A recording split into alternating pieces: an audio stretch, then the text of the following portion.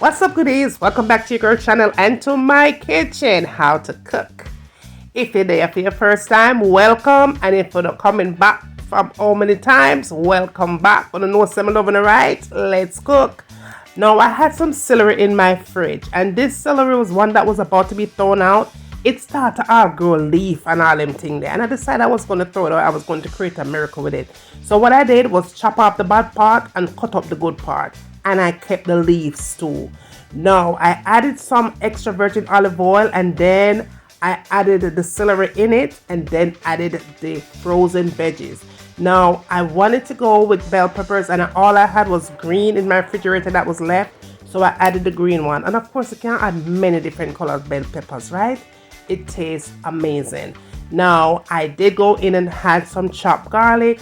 Now if you decide to do this recipe, you don't have to use chopped garlic because not everyone loves chopped garlic. This is the one that is in olive oil.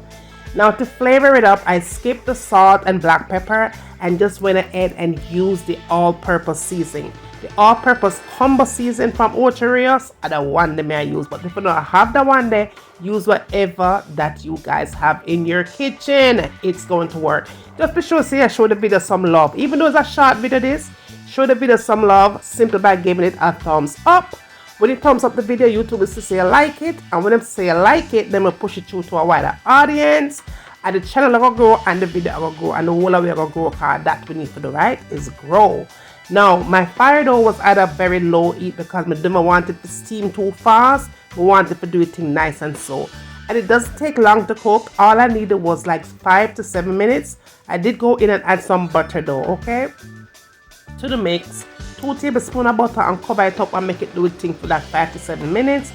And when that was done, that's what I had. It was still nice and crunchy. It wasn't overcooked. It just was nice and mellow, not overly seasoned or nothing like that. Of course, you know I had to have something nice with it, right?